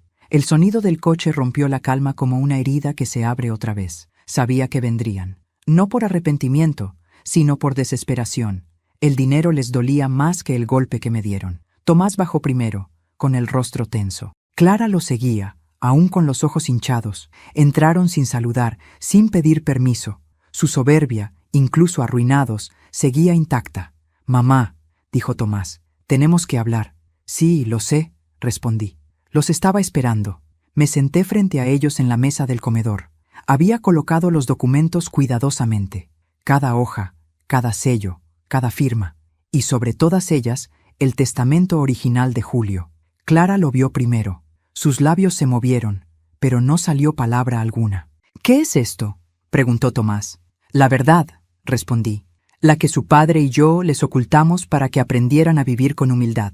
Tomás tomó el sobre, lo abrió y comenzó a leer. Su rostro cambió lentamente, como si cada palabra pesara una tonelada. Clara, en cambio, se quedó quieta, con las manos juntas, temblando. Yo, Julio López, en plena conciencia, declaro que todos mis bienes, propiedades y ahorros quedarán bajo el nombre de mi esposa, Beatriz López, con plena autoridad para disponer de ellos como considere justo. Mis hijos, Tomás y Clara, no recibirán herencia alguna hasta demostrar que comprenden el valor del trabajo, el respeto y la gratitud. Si Beatriz considera que no han aprendido esa lección, tendrá el derecho absoluto de excluirlos de todo beneficio. Tomás apretó los dientes. «Esto es una locura, no puede ser». «Sí puede», dije con serenidad. «Tu padre no fue un tonto, sabía lo que hacía». Clara se llevó una mano al pecho. «¿Así nos castiga, mamá? ¿Por un error?» «Por una vida de errores, hija, por un amor desperdiciado». Ellos callaron. Solo se escuchaba el zumbido de las moscas y el tic-tac del reloj. El tiempo parecía haberse detenido para obligarlos a mirar sus propias sombras. «Esto no se quedará así», murmuró Tomás. «Claro que no», respondí sin alzar la voz. «Porque no ha terminado». Abrí otro sobre y se lo entregué. «¿Qué es esto ahora?», preguntó. «El documento que firmaste sin leer cuando me ayudaste con los trámites de la hacienda». Sus ojos se abrieron de golpe. Clara dio un paso atrás. «No puede ser». «Sí», dije. «Ese papel no era una transferencia a tu nombre. Era una cesión parcial de usufructo, lo que significa que nunca fuiste dueño de nada, solo administrador. Y el administrador responde ante la dueña». Tomás se desplomó en la silla. Clara comenzó a llorar. Yo no sentí placer, ni triunfo, sentí justicia. Y la justicia, cuando llega, no grita. Se impone con el peso del silencio. Después de unos minutos, me miraron con la mirada rota. Ya no había arrogancia ni soberbia, solo miedo. Ese miedo que siente quien se ve reflejado en su propia ruina moral. «Mamá», susurró Clara, «por favor, danos una oportunidad». «No vine a quitársela», respondí. «Vine a devolverles la que ya tuvieron y desperdiciaron». Tomás hundió el rostro entre las manos. Por un momento, quise tocarle el hombro, como antes, pero no lo hice, porque entendí algo que me dolió y me liberó a la vez. A veces el amor debe dejar de sostener para que el otro aprenda a caminar. Me levanté y caminé hasta el mueble donde guardaba las fotos familiares. Saqué una de cuando eran niños. Tomás con una cometa en las manos, Clara riendo con la cara manchada de barro. La sostuve unos segundos. Luego la dejé sobre la mesa, frente a ellos. Ahí están los hijos que amé, les dije, no los que tengo ahora. Clara rompió en sollozos. Tomás levantó la mirada, con los ojos rojos. ¿Qué quieres que hagamos, mamá?, preguntó. Quiero que empiecen de nuevo, respondí. Que trabajen, que aprendan lo que es ganarse un pedazo de pan sin pisotear a nadie. Y cuando lo hagan, si todavía me queda tiempo en esta vida, quizá los vuelva a recibir. El viento entró por la ventana, moviendo las cortinas. El retrato de Julio se tambaleó un poco, como si él también escuchara. Sentí una lágrima correr por mi mejilla, pero esta vez no era de tristeza, era de alivio. Me giré hacia ellos y añadí, ustedes me rompieron una costilla, pero no el alma, y eso es lo que no podrán comprar jamás. Salieron en silencio, sin mirar atrás. Los vi alejarse desde la ventana. Por un instante me pareció ver en Tomás el mismo paso cansado que tenía su padre cuando comprendía que había cometido un error. Y en Clara, la mirada perdida de una niña que por fin entendía lo que significa perder algo irrecuperable. Cerré la puerta. El sonido del pestillo fue como el punto final de una larga oración. Esa noche, mientras escribía en mi diario, recordé algo que Julio me dijo una vez. Los hijos no se heredan, se ganan. Sonreí, con una paz que ya no dependía de nadie, y en ese instante supe que no solo había recuperado mi dignidad, había recuperado mi vida. El silencio volvió a habitar mi casa. Pero esta vez era distinto. Ya no pesaba, ya no dolía. Era un silencio tibio, como un abrigo tejido con paciencia. Un silencio que no castigaba, sino que acompañaba. Durante años había temido este momento. Temido despertar sola, sin las voces de mis hijos, sin los pasos de nadie, sin el sonido de las puertas abriéndose. Pero ahora comprendía que la soledad no siempre es enemiga. A veces llega como una vieja amiga, cansada, con las manos llenas de verdades que uno no quiso escuchar antes. Esa mañana caminé por cada habitación lentamente. El sol entraba por las ventanas, pintando de oro las paredes agrietadas. El polvo danzaba en el aire como si celebrara mi calma. Cada rincón tenía una historia, cada mueble guardaba una huella. La mecedora donde Julio leía en las tardes, la mesa donde Tomás aprendió a escribir su nombre, la ventana donde Clara se sentaba a mirar los atardeceres cuando aún soñaba con ser bailarina. Me detuve frente al retrato de nuestra familia, colgado sobre el aparador. Julio estaba de pie, con su sonrisa discreta y los ojos llenos de futuro. Yo, más joven, sostenía a Clara en brazos y Tomás se aferraba a mi falda. No éramos ricos, pero en esa foto había algo que el dinero jamás compra: unión. Y pensar que esa unión se rompió con los años no me causaba ira, sino un cansancio antiguo, como el de alguien que finalmente entiende que todo tiene su ciclo. Pasé los días siguientes arreglando la casa, no para nadie, sino para mí. Barrí, lavé las cortinas, saqué las flores marchitas del jarrón del comedor y las reemplacé por girasoles. Julio decía que los girasoles eran las flores más valientes. Seguían al sol incluso cuando el día era gris. Tal vez por eso me gustaban tanto. Tal vez por eso decidí seguir su luz incluso después de la tormenta. Mientras limpiaba, encontré una caja vieja bajo la cama. Dentro había cuadernos con la letra de Julio, notas sueltas, listas de cosechas, poemas que le escribía y nunca me mostró. También había una libreta mía, de los años en que empecé a escribir mis pensamientos para no ahogarme en ellos. La abrí con miedo y ternura. En la primera página leí una frase que me hizo sonreír. Escribo para recordar quién soy, cuando el mundo se empeña en hacerme olvidar. Me senté en el suelo y seguí leyendo mis propias palabras. Eran las confesiones de una mujer que se había entregado entera, que había amado más de lo que debía, que había perdonado demasiado pronto y llorado demasiado tarde. Pero entre cada línea también estaba mi fuerza, la misma que había heredado de mi madre y que ahora, a mis 61 años, por fin reconocía como mía. Las noches eran las más difíciles, no por el miedo, sino por la memoria. La cama era grande y fría, y aunque me acostumbré a dormir del lado izquierdo, el de Julio, aún sentía su ausencia en el aire. A veces creía escucharlo moverse en la cocina o tararear una canción mientras regaba el jardín. Otras noches Simplemente cerraba los ojos y le hablaba en silencio. «Lo hice bien, amor», susurraba. «¿Te sentirías orgulloso de mí?»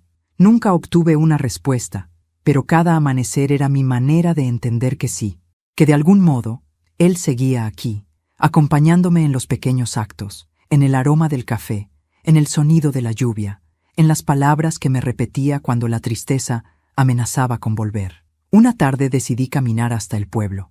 Hacía años que no lo hacía.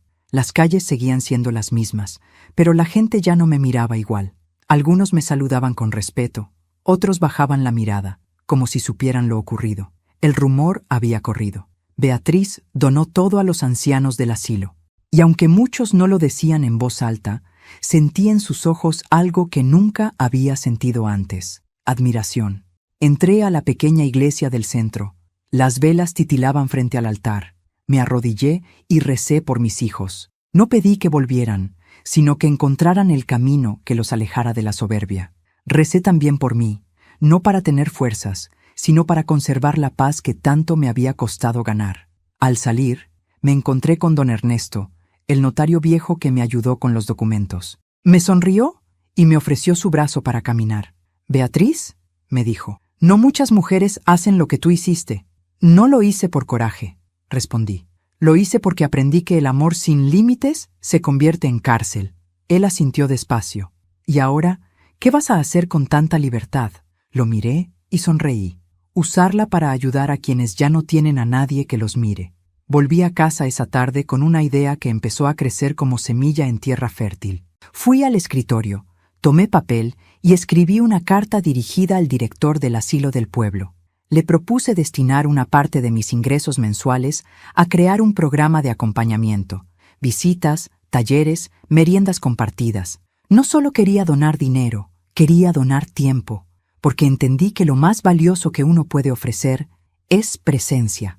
Las semanas siguientes me dediqué a eso. Fui al asilo por primera vez un lunes lluvioso. El lugar era modesto, con paredes descascaradas y olor a sopa caliente.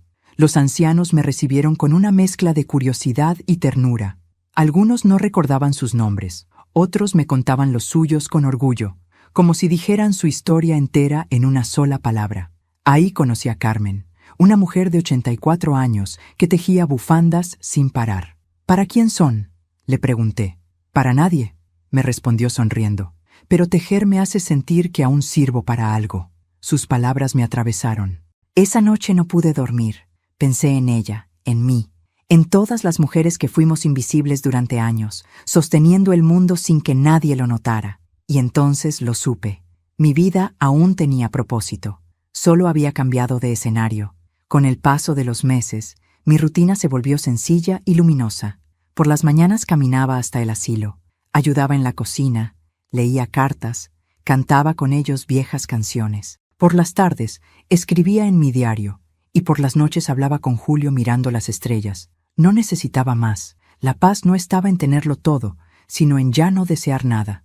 A veces pensaba en mis hijos. Supe por vecinos que Tomás se había mudado a la ciudad buscando trabajo y que Clara daba clases de danza a niñas pequeñas. No los odiaba. El rencor, cuando uno lo guarda demasiado tiempo, se pudre dentro. Yo ya había limpiado mi alma, pero tampoco los buscaba. Sabía que el tiempo, en su infinita sabiduría, haría lo que yo ya no debía hacer: enseñarles. Una noche, al volver del asilo, encontré una carta en la puerta. No tenía remitente, pero reconocí la letra. Era de Clara. «Mamá, no espero perdón, solo quería decirte que ahora entiendo. Todo lo que hiciste, todo lo que callaste, fue por amor. Estoy trabajando, y aunque a veces me duele, cada día me esfuerzo por ser alguien que merezca tu mirada. Te quiero, Clara». Lloré como no lloraba desde hacía años, no de tristeza, sino de alivio. No respondí la carta, no hacía falta. A veces el silencio también es una forma de abrazo. Esa noche me dormí con una sensación nueva, no de victoria, ni de soledad, sino de plenitud. La vida me había quitado mucho, sí, pero también me había devuelto lo más importante, mi propio nombre. Ya no era la madre de, ni la esposa de, ni la vieja de la hacienda. Era Beatriz López, una mujer que se cayó, se rompió y se reconstruyó con sus propias manos. A la mañana siguiente, me senté en el porche con una taza de café. El cielo estaba despejado, el aire olía a pan recién hecho, los perros dormían bajo la sombra, y el viento movía las cortinas como un suspiro. Por primera vez sentí que la casa ya no estaba vacía, estaba llena de todo lo que fui, de todo lo que amé, de todo lo que perdoné, y comprendí que esa era la verdadera herencia que dejaría en este mundo. No las tierras, no el dinero, no los documentos, sino la historia de una mujer que se negó a morir siendo invisible. Habían pasado 6 meses desde aquella cena en la que todo cambió. 6 meses de amaneceres silenciosos y noches serenas, de pasos lentos por una casa que por fin me pertenecía en cuerpo y alma. Ya no esperaba llamadas, ni golpes en la puerta, ni visitas fingidas. Había aprendido a vivir con la ausencia, como quien convive con una vieja cicatriz. No desaparece, pero ya no duele. La soledad se había convertido en un jardín secreto que regaba con paciencia, día tras día, con mis pequeñas rutinas. El invierno se había ido. Las lluvias trajeron verdor a los campos y un aire distinto al pueblo, un aire de renovación. Yo seguía visitando el asilo todas las mañanas, llevando pan, libros y flores frescas. Era mi nueva familia. Allí encontré a quienes también fueron olvidados por los suyos, y entre nosotros formamos algo más fuerte que la sangre, una comunidad nacida del abandono, pero florecida en la ternura. Carmen, la anciana que tejía bufandas sin destinatario, había comenzado a llamarme hermana, y aunque su voz era frágil, cada vez que lo hacía sentía que Julio me sonreía desde donde estuviera. Una tarde cualquiera, mientras colgaba ropa al sol, escuché el ruido de un motor acercándose. No era raro que pasaran autos por la carretera, pero este se detuvo justo frente a la entrada. Mi corazón dio un salto, no de miedo, sino de presentimiento. Me limpié las manos en el delantal y caminé despacio hacia el portón. El polvo aún flotaba en el aire cuando vi la silueta de un hombre bajando del vehículo. Tardé unos segundos en reconocerlo. El cabello más corto, la barba descuidada, la postura vencida, pero esos ojos eran los de mi hijo, Tomás. Se detuvo a pocos metros de mí, con el rostro pálido y las manos vacías. Por un momento pensé que se desmayaría. No dije nada, solo lo observé en silencio, como quien contempla algo que creyó perdido y no sabe si abrazar o temer. El viento movía su camisa y el sol le caía en la cara, haciendo brillar las lágrimas que contenía. «Mamá», dijo al fin, con la voz rota. «No sabía si iba a poder mirarte a los ojos, pero tenía que venir». No respondí. El silencio, otra vez, se hizo protagonista. Me limité a abrir el portón. Él cruzó sin pedir permiso, como antes, pero con una humildad que no le conocía. Caminó detrás de mí hasta la mesa del comedor, la misma donde meses atrás había gritado, golpeado y perdido todo. Se sentó despacio, bajando la mirada. «He pasado todo este tiempo pensando», comenzó. «Me quedé sin trabajo, sin dinero, sin familia. Clara ya no me habla. Dice que todo fue culpa mía. Y quizá tenga razón». Me quedé de pie frente a él, sin moverme. Lo escuchaba, pero también observaba. La forma en que se tocaba las manos, el temblor de su voz, la culpa que le pesaba en los hombros. Era otro hombre. Un hombre derrotado, pero también más humano. «Intenté odiarte», continuó. «Durante semanas intenté convencerme de que lo que hiciste fue injusto. Pero mientras más lo pensaba, más entendía que fuiste la única que tuvo el valor de poner un límite. Yo nunca te pedí perdón por lo que hice». El silencio que siguió fue tan largo que hasta los pájaros parecieron callar. Me senté frente a él. Mis manos descansaron sobre la mesa, viejas, arrugadas, pero firmes. «No necesito que me pidas perdón, Tomás», dije al fin, despacio. «Lo que necesito es que no vuelvas a repetir el daño que hiciste, con nadie más, ni con tu hermana, ni contigo mismo». Él levantó la mirada. Sus ojos estaban llenos de lágrimas. «Lo sé, mamá. Por eso vine, para decirte que he cambiado. Estoy trabajando en el taller de un amigo, aprendiendo mecánica. No gano mucho, pero gano limpio. Y cada vez que cobro, pienso en ti, en lo que decías de ganarse el pan con las manos». Me reí suavemente. Aquella frase la había repetido tantas veces cuando era niño que ya casi la decía de memoria. Lo miré con ternura. Entonces, al menos una de mis lecciones no se perdió del todo. Él asintió y con un gesto torpe sacó de su bolsillo una pequeña caja envuelta en papel marrón. «Traje algo para ti», dijo. La empujó por la mesa. La abrí con cuidado. Dentro había una llave vieja, idéntica a la de la caja de seguridad de Julio, pero con una pequeña etiqueta que decía Taller Tomás López. Me quedé en silencio, sorprendida. La encontré en el taller cuando el dueño me dio un espacio para trabajar, explicó. Dijo que cada quien debía tener su propia llave, para recordarse que el lugar donde uno aprende es también una puerta hacia algo nuevo, y quise darte una. Porque tú me diste la primera. No pude contener las lágrimas. Lo abracé y él se aferró a mí como cuando era niño, temblando. Su olor a aceite, a trabajo y a cansancio, me resultó reconfortante. Era el olor de la redención. Pasamos el resto de la tarde hablando. Me contó de sus errores, de sus noches sin dormir, de cómo una anciana del pueblo, una vecina mía, le había dado comida un día, y le habló de mí, de cómo yo ayudaba en el asilo. Dijo que esa historia lo partió por dentro. ¿Cómo puedes ayudar a otros después de todo lo que te hicimos?, preguntó, con voz apenas audible. Sonreí, porque aprendí que el odio solo hace que la herida no cierre. Y yo ya no quiero sangrar por nadie. Prefiero curar a los que todavía pueden ser salvados. Tomás bajó la cabeza y asintió. Quisiera ayudarte, dijo después de un silencio. A ti, al asilo, a lo que sea. Déjame reparar, aunque sea un poco, lo que destruí.